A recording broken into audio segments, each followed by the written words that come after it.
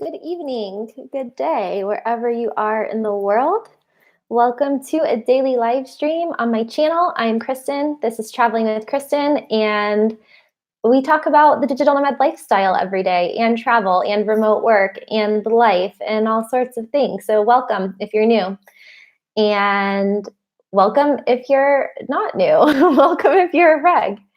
I have a bit of a sore throat today, which is shocking, actually. I've been living in the snow for 2 months now, so I forgot that I could actually get sick, but apparently maybe it's happening. So I better drink my orange juice tomorrow and vitamin C and try not to be sick. So yeah, that's a bummer, but I guess it's gonna happen eventually in the winter. I actually haven't been sick in a really long time, and that's something that happens a lot when you're a digital nomad. Is if you travel a lot, you just increase your possible propensity to get sick. So I think I was talking about the other day that one of the other digital nomads here was asking me to please include a lot of tips in my book about how to stay healthy as a digital nomad, because it is really easy to get sick. And we can talk about that on another stream, but it's basically a combination of traveling too much and not resting enough, and being exposed to airports and planes and things like that. And also going out when digital nomads can tend to go out later and do lots of social stuff in co-working spaces, and that usually revolves around drinking. So to not drink, you have to kind of avoid some of the social stuff. So, and then you're also surrounded by tourists and people who are having fun and drinking. So anyway, it kills your immune system, but I digress. Today's live stream is going just to be a little bit about, yesterday we talked about how to find remote jobs. So I just wanted to follow that up a little bit today with some tips for getting hired for a remote job, because somebody from my group sent me his resume from my Facebook group and a list of jobs that he had applied for that he hadn't gotten offers on yet. So I was looking that over, and I just wanted to give you guys some tips. So just to recap, yesterday we talked about places that you can go to get a remote job. So not talking about freelancing or starting a business or anything like that, working for yourself, but to actually get remote jobs. So if you're interested in that, check that video out. And good day, tech lords, welcome. I have a little bit of a sore throat today, so yeah, it hurts to swallow. I don't know if I'm going to be streaming that long today, but I was just talking about how someone from my Facebook group sent me his, so I put together some tips for how to increase your chances of getting a remote job.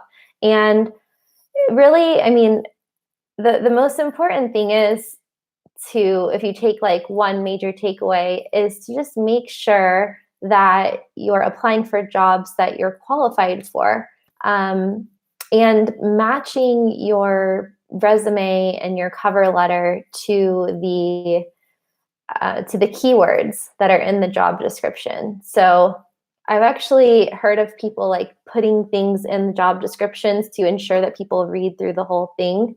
And I know when you're applying for jobs, it can kind of feel like a job in and of itself. So that's just a really big tip, to make sure that you're following the directions and looking for all of the details in the job description. I saw some sites that recommend that you read the description 6 times to let it sink in, because we tend to just skim over terms and words and miss some of them. So I actually found, now there's conflicting information as to do recruiters, especially of remote jobs, do they even read the cover letters, or what are they looking for? And I've talked to some HR recruiters who say they don't read it at all. And then there's other people who've said that they spend more time reading that than the actual resume. So I've personally looked at a lot of resumes because I've hired so many remote contractors and virtual assistants and things like that. And I'm pretty detail oriented, so I do read everything. And for sure, if I find grammar mistakes, or if people don't show me why they would be good for the job and kind of go above and beyond and make it easy for me to hire them, then the chances are they're not going to get hired. So as an example, I set up a job description for a translator in Mexico. And I posted this ad online, and I posted it in English because I needed the person who was going to get the job inevitably to speak really good English. So even though I speak Spanish, I posted the job in English, and I got a lot of responses in Spanish. So I also wrote in the job description that, I'm writing the job description in English because I want to test your English. So please respond in English. And then people responded in Spanish saying they speak English, but they were just responding in Spanish to me. So, I ended up hiring the person who sent me a resume or a CV and a cover letter, and it was in English, and his email was in English, and he told me why he wanted the job and why he was qualified and when he could start working, and he used appropriate punctuation in the sentences and things like that, and that just really sealed the deal. I mean, of course, I did an interview, but by just matching taking the time to customize your resume and your cover letter to the job description, a lot of other people aren't going to be doing that. So I don't know what the exact number is, but in my case, only 2 people followed the instructions in my job description. So that's something to think about. And also, along the same lines is to, apply for jobs that you want. There's plenty of ways to make money online, but if you get bored reading the job description, then you're not, why are you applying for that job, basically? If you're going to work remotely and start to kind of shift into something that you want to do, then don't apply for jobs that you don't want just because you're going to get paid, because you're going to get stuck in that same trap that you might be in now, where you're doing a job that you don't like because you just need a paycheck. So plan ahead and be picky about that. And also, I guess this is kind of a tip that you would have with a regular job, but to research the companies as well. Now we have LinkedIn, we have social media, we have Google. There's so many ways to research the companies, and you might get an insight that you wouldn't have otherwise known, or something that you see in a press release, or something that reminds you of something that you did in a job that would be applicable to the job that you're applying for. So you want to make sure you're customizing your resume and your cover letter to the jobs, and you want to make sure you're applying for jobs that you're qualified for and that you like. And that enthusiasm is going to come across in what you submit to the companies. And then there's a lot of ways to also use technology to your advantage. So if it's a big company or a job that's really popular and they're getting a lot of resumes, then you want to make sure that your resume is filled with keywords, kind of like SEO, so that in case machine learning is going to discard all of the resumes that don't meet a certain percent score of keyword matches, for example. Now, arguably, this is not the best way for companies to hire people, but it is a way for them to weed out a bunch of people that they establish from a set of criteria that are not qualified. So even if you would be really good at the job, or you could learn the things that you don't know already, if you don't have that in there, it might get filtered out. So I found a site called JobScan that you can actually upload your resume and cover letter, or you can copy and paste it, and you can get a score back and compare basically as if you were the recruiter or the HR person. So JobScan, they have a free option and they have a paid option. So you might be surprised, like you might think that your resume is a complete match and it comes back with like 30%. And there's just like little things like the tense of the word, whether it's present tense or, you know, if it has a plural, if it has an S on the end, it might not hit the algorithm. So it's all about the algorithm these days. Who's here? Hey, Ahmed. How's it going? Good day. Good day. Let me give you guys some more quick tips. Another big one is to make sure that you clean up your online profile. So social media, you know, check your privacy settings and make sure that your LinkedIn is updated. Make sure you don't have crazy pictures on social media. Google yourself, and yeah, just make sure that is, you know, obviously you're human, but people are gonna Google you, whether it's a job recruiter or somebody on Tinder. What are some of the other things? Typos. Yep. Oh, okay. So you also want to ensure that your resume is showing like tangible skills that you've been able to do or accomplishments that you've been able to do. And this is also something that I saw in JobScan, is they're looking for like numbers and measurable things, measurable results, because getting a remote job is even more objective and less subjective than getting a regular job, because you might not ever meet the people face to face. So you can't rely on your glowing personality to get a job, even if you do have a video interview of some kind.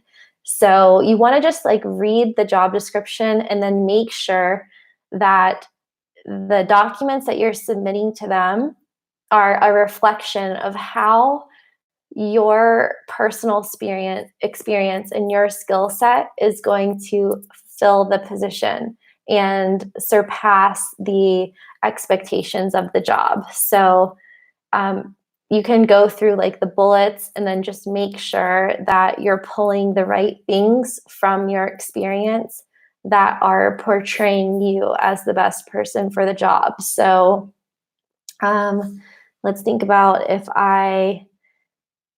like, let's say that you have experience with marketing and you're applying for a copywriting job.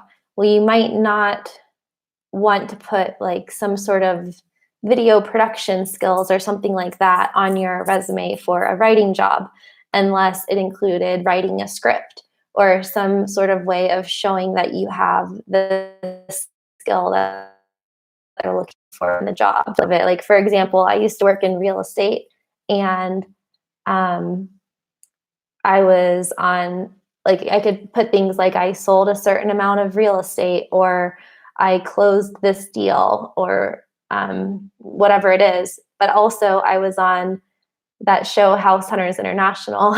So I could put that in a resume, but like that probably wouldn't be applicable to a real estate job unless it was, let's say, for a TV show. And I wanted to show that I had experience on that real estate TV show. So just things like that. Like, there could be a ton of cool things that you've done, but you would want to leave them off if it's not relevant. And I actually have an interview with somebody who is a remote work consultant, and she's going to come on to an episode of Badass Digital Nomads and give a lot of job tips as well. So that's going to happen probably in April. So keep an eye out. But some of the other tips are just to like explain the things that you've done and why it's so good. So really results oriented, results focused. So what are some of the mistakes that people make though when they're looking for a job? I think the biggest one is using the same resume and cover letter for every job and casting your net too wide. It's really quality over quantity. Like, you might have to to keep going. So you might have to be persistent to get a job. But again, don't just apply to every remote job unless it's a good fit for you. So really look for like applying that 80-20 rule. Look for like the 20% of jobs out there that would be the best fit for you. And then maybe from that 20%, maybe even narrow it down anymore and even more, and spend more time on your fewer applications that are more relevant to your skills. What else was a mistake I wrote down? Also, if you do get an interview, I mean, applying for the job is the first step. If you actually get to like the next stage in the process, you want to be even more prepared with the company and the requirements of the job. And you always want to have questions, and you always want to be really familiar with ways that you could address possible concerns, maybe research some remote interview questions and things like that. One of the worst things you can do is like not have any questions for the hiring manager, because that is basically indicating that you don't have any interest in the job. So even though I've only worked for myself and I haven't applied to regular jobs, so to speak, over the years, I've worked for myself for almost 13 years. I've hired a lot of people. So I know what I'm looking for, and I've managed teams in other countries, and also a lot of remote workers and virtual workers. So after getting through those stages, you also want to remember that you're applying for remote jobs. And so you want to highlight, if you have remote work experience, what is it?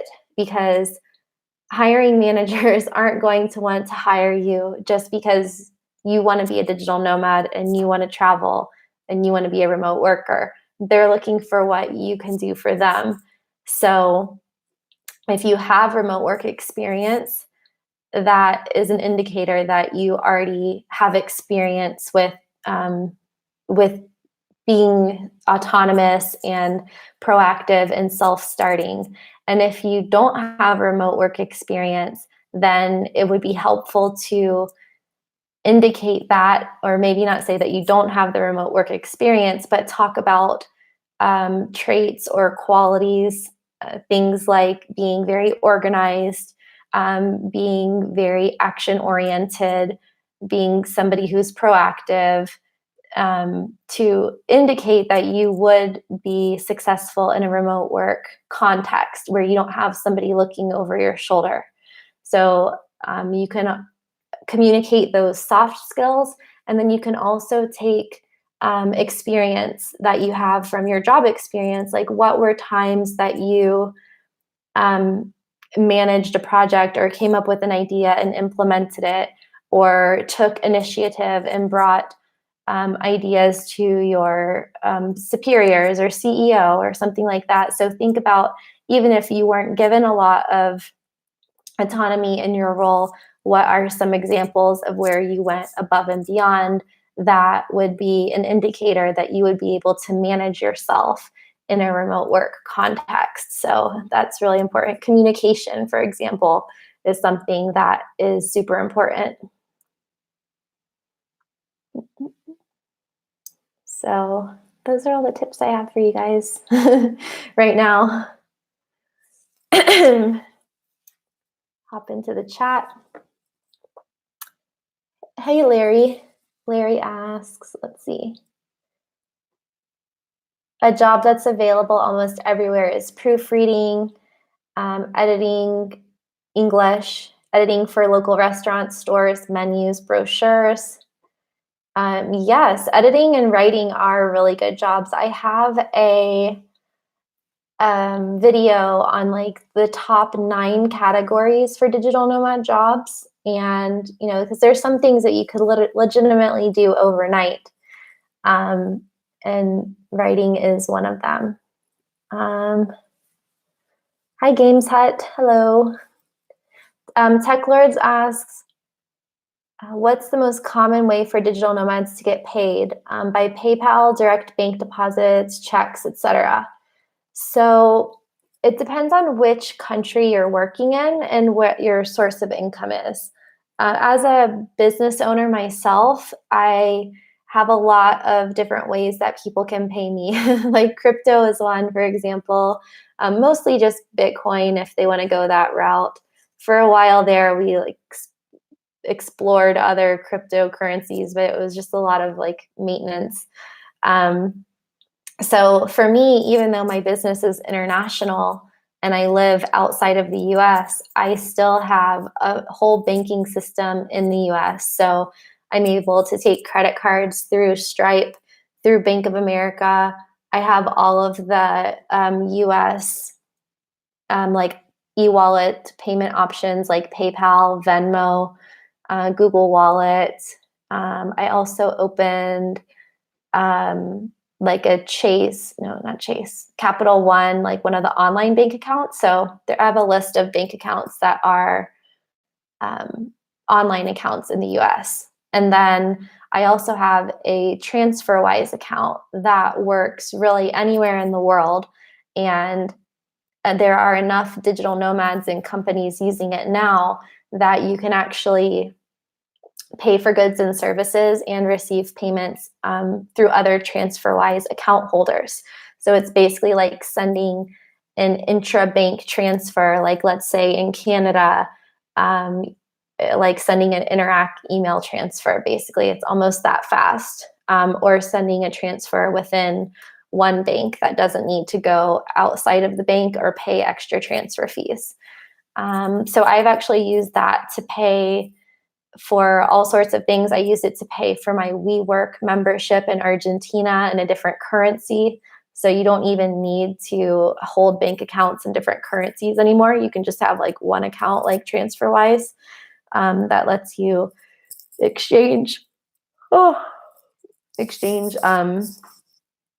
send transfers in almost any currency. I think they have at least, I don't want to misquote it, but they have a lot. I've never come across a currency that wasn't available.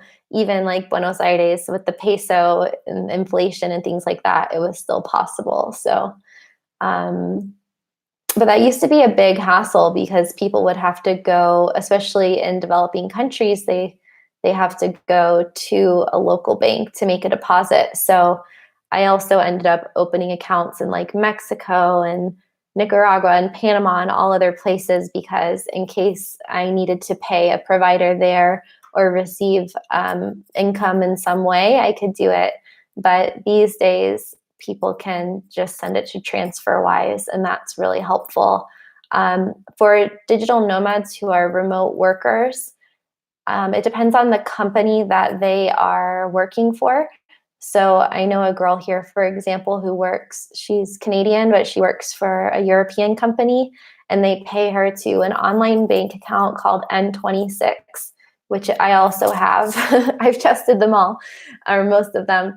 And it's in euro, I believe, is the main currency. It's based in Germany. And her company actually just pays her directly there because as a non-EU citizen, for example, it is quite difficult to open a bank account at a traditional bank in person. So basically, if you are online business owner, you can have a few different models where you maintain an account and options in your home country.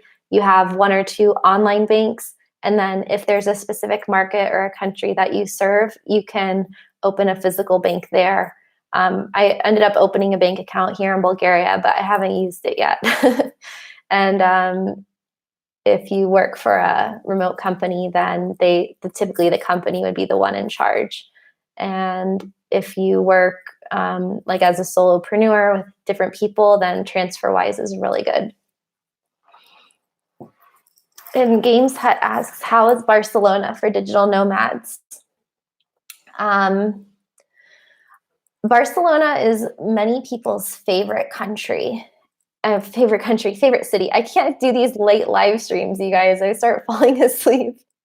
My brain's not working anymore. Barcelona is many people's favorite city, or in the top favorites for many people. But for digital nomads, I mean, I have a lot of digital nomad friends who absolutely love Barcelona.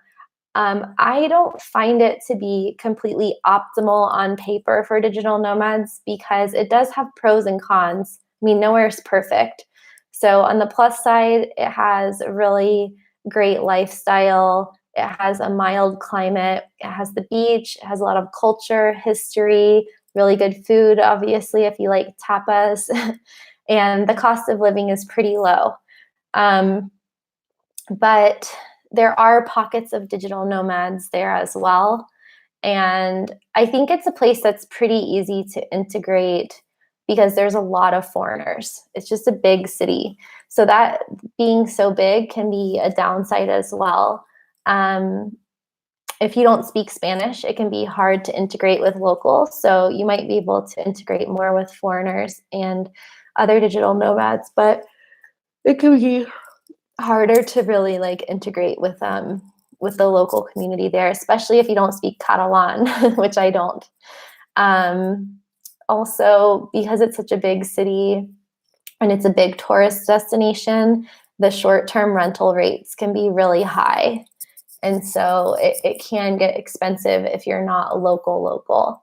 And sometimes I think I've been there maybe 4 or 5 times.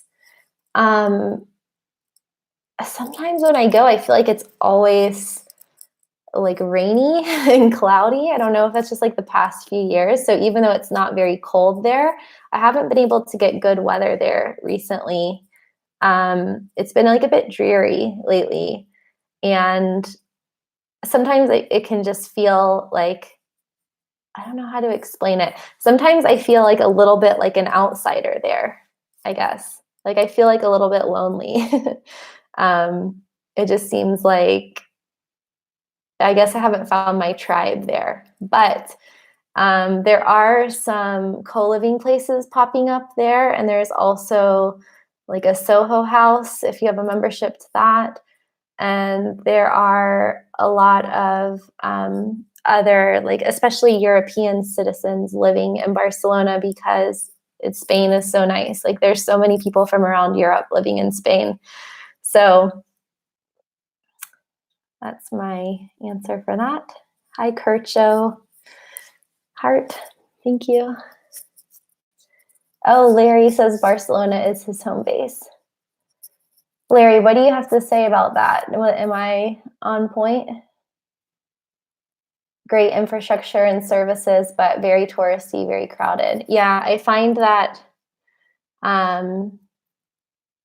yeah, the digital nomad houses that I've seen are kind of like on the outskirts. And yeah, the center can be super, super expensive. Ravel neighborhood? I haven't heard of that. Yeah, not speaking Spanish. I mean, there's a lot of foreigners, so you don't have to speak Spanish, but like I met a lot of people from Barcelona when I was living in Costa Rica. So when I went to Barcelona, I would visit them and kind of go out with their friends and stuff. And even though I speak Spanish, like I would think that would be hard to like go out and be the only one not speaking Spanish if you're all with locals. But it is a good place to learn Spanish. So if anybody wants to learn a language, the easiest way to do it, I think, is to go somewhere for like a month or so. They just like cut yourself off from English as much as possible. Like try to minimize all your time on social media and just take immersion classes. So go somewhere for a month or so, invest in a language school, and stay with a local family, like with a host family. And that I learned Spanish in 1 month that way. I think I talked about this the other day.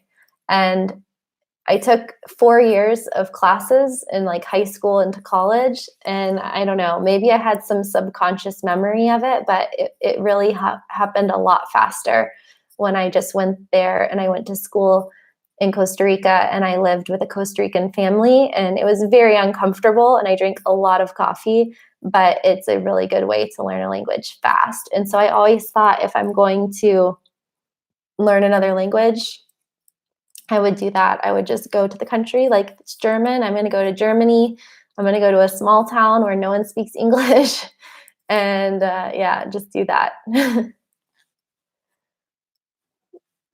Yeah, Larry says there's a lot of English spoken all over town. Yeah, I agree. In places that have big tourism populations, English is pretty widely spoken, but maybe my friends just didn't feel as comfortable speaking in English. But there's another friend I have on YouTube. If you like travel videos, check out Thomas Alex Norman. And he lives in Barcelona.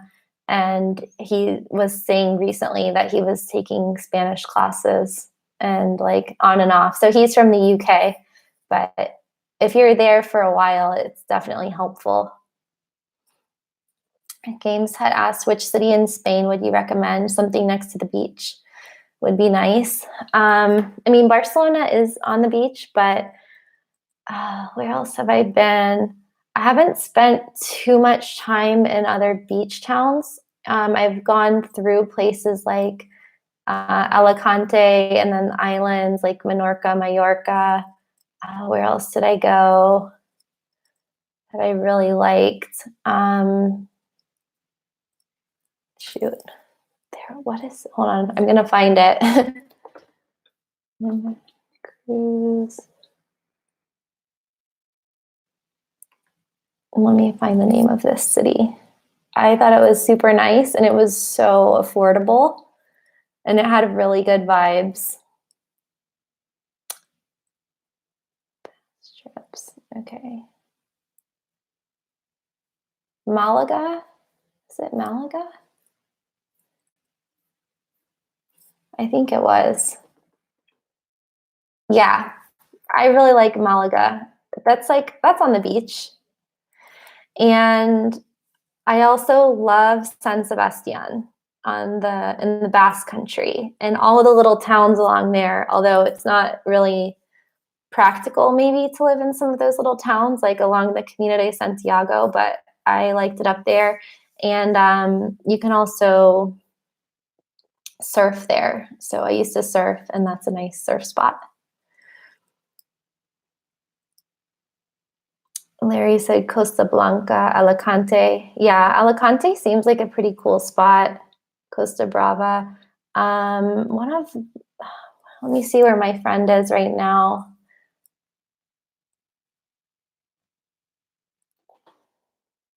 My friend posted a video from Spain. He is in Palma de Mallorca, which looks really pretty. He posted a video of the water there today. I have been there, but just for the day.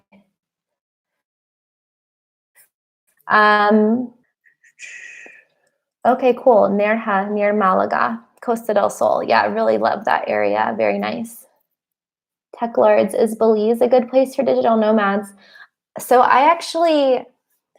Belize has some really nice attributes, being that it's English speaking, it's close to North America, it's quite safe, and it's beautiful, and it's on the Caribbean, and they have really, nice water and beaches and diving. It's also relatively affordable, but I haven't researched it in a while, but when I did, it was quite a few years ago at the beginning of my company. And I remember finding out that Belize had the worst, like the slowest internet in Latin America and the most expensive. And so I pretty much wrote it off.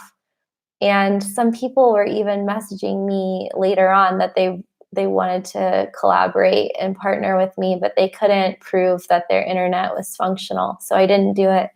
But I don't know if it has gotten any better, because that could have been like 6 years ago. Or 8 years ago even. So yeah, I haven't been back there. The only places I haven't been in Central America, I haven't been to Guatemala or Belize. But if Belize is anything like the, like Tulum and Playa del Carmen and the whole Mayan Riviera of Mexico, which is really close, then it's probably amazing.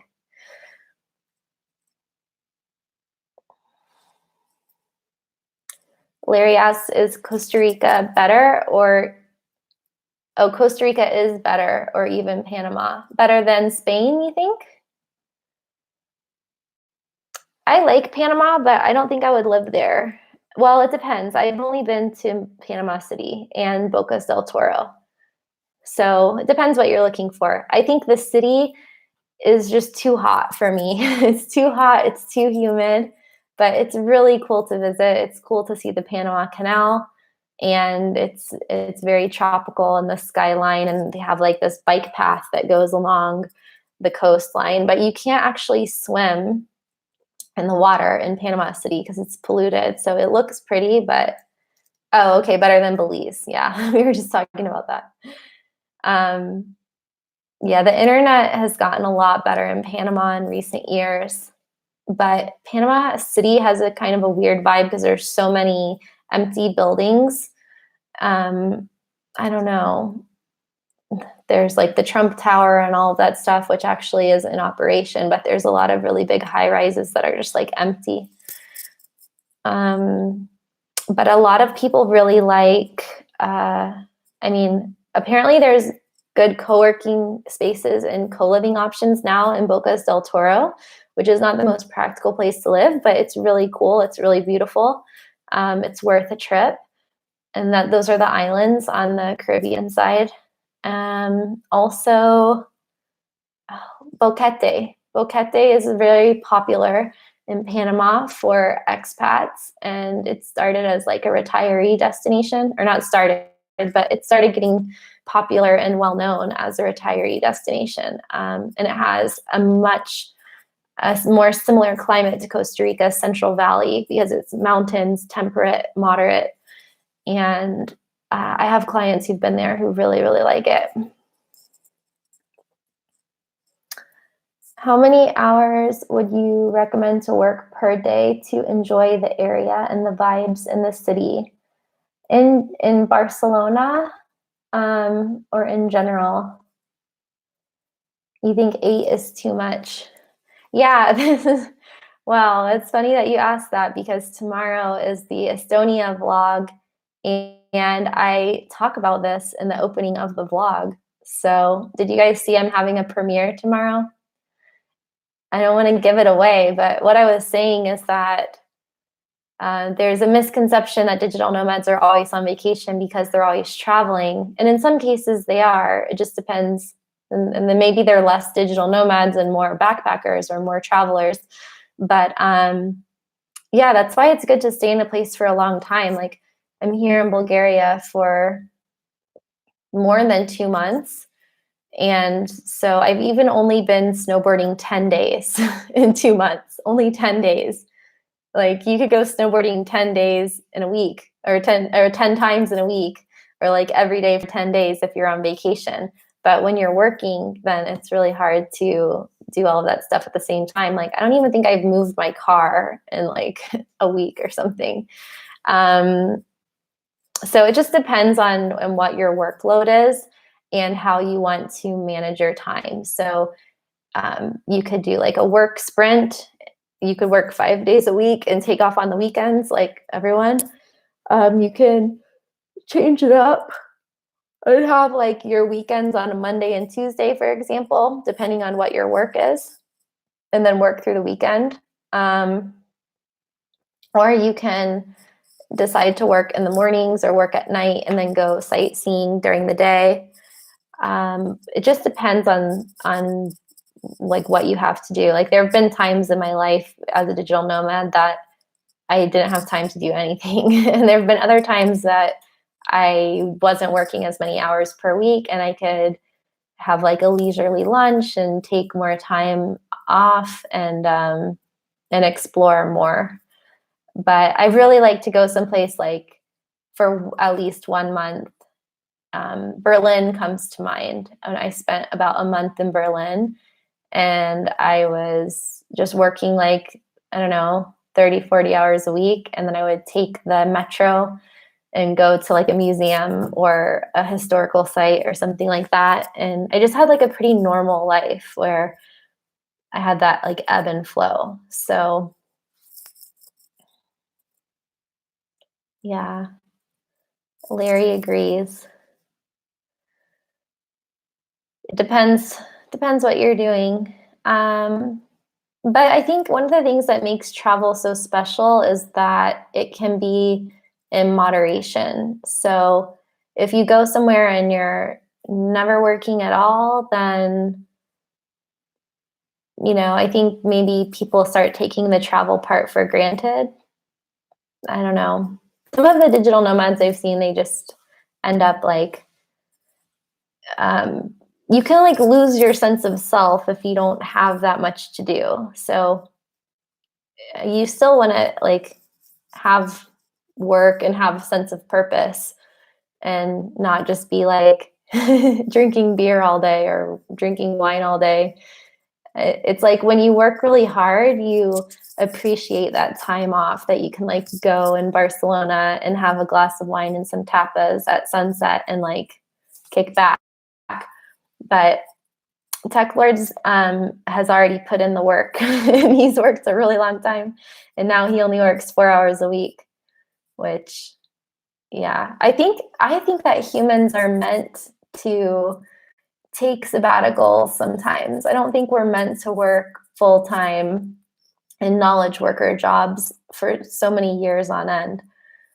So I like in the US, we don't get that type of vacation. I mean, I have a different lifestyle because I have never worked in that environment, but from what I see. But a lot of Europeans, when I'm traveling, I meet them, and Australians and people from a lot of different countries. They are in the middle of like a 1 or 2 or 3 month or even a 1 year sabbatical, and I think that can help recharge your batteries. So yeah, everyone needs to find their flow. And sometimes like I'm a high energy person, but like you get tired sometimes of traveling. 4 hours sounds not bad, but I think I would run out of cash. Depends what your hourly rate is. But you can have like a decent life. Like even if you're working like 7, 8 hours a day, like there's still plenty of time to do other stuff. Or if you're taking a couple days off per week, at least 1 day off per week.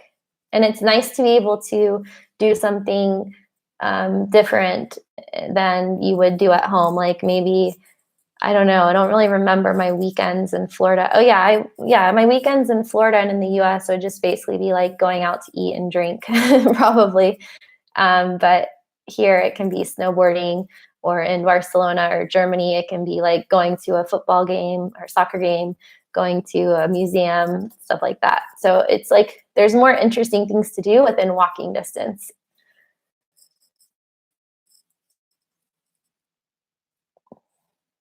Larry said the biggest challenge is FOMO. Agree. I have this view of the mountain from my table, and it was beautiful the past 2 days, and I really wished I was up there, but I wasn't. How old are digital nomads in general? I think the stats I saw were 40% are over age 36. So there's a stereotype that they're all millennials or they're all Generation Z, and that's not necessarily true. They're all ages. Larry's 61 and he's a digital nomad. Larry was ahead of his time, had to wait for technology to evolve to the point where he could be one.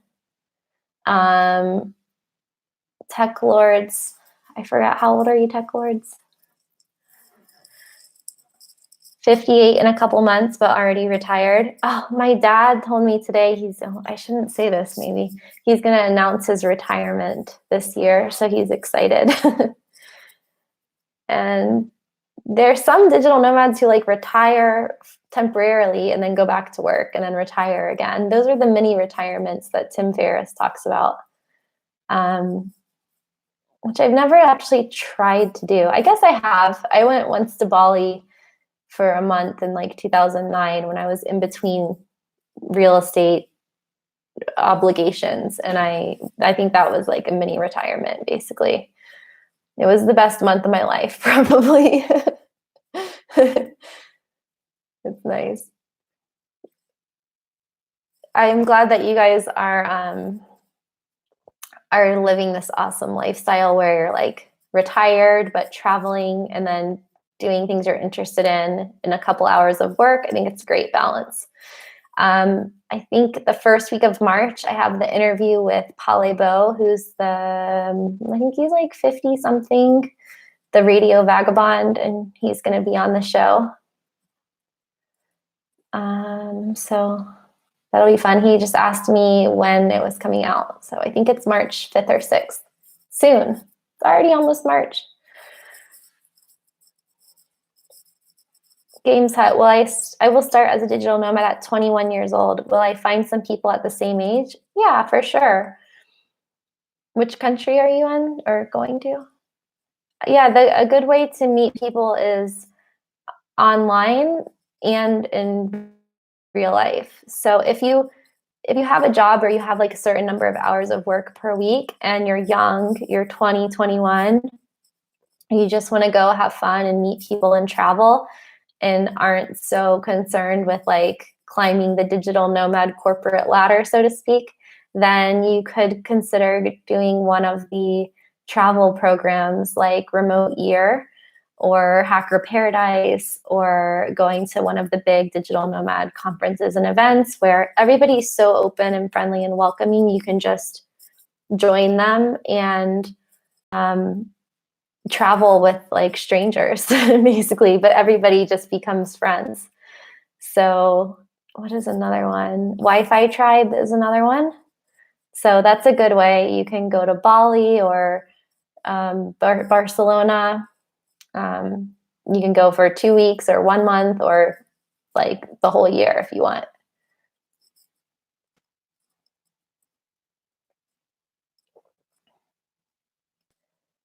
Larry's been technically retired after a long stint in Silicon Valley. Ooh, in the internet boom years, the boom and bust years. Now takes some projects to keep busy. Yeah, I think that's perfect. 75 countries in 16 years. Damn, Larry, good work. Barcelona is young at heart. I agree. Those clubs close at like 9 a.m., 10 a.m. Yeah, the cool thing is like month after month, year after year, like more and more people are becoming digital nomads and transitioning over to the other side, and then you never go back really. And then there will be more people in all of these places, so you'll just be able to plug into like a community of remote workers wherever you go from all over the world. So I think that will be, it won't matter where you go. Everything will be a different experience, but you'll never have to feel like you're by yourself out there. Oh no, I think I'm getting sick. I have like chills, you know? Okay, I'm gonna go to sleep, guys. Great questions today. Thank you all very much.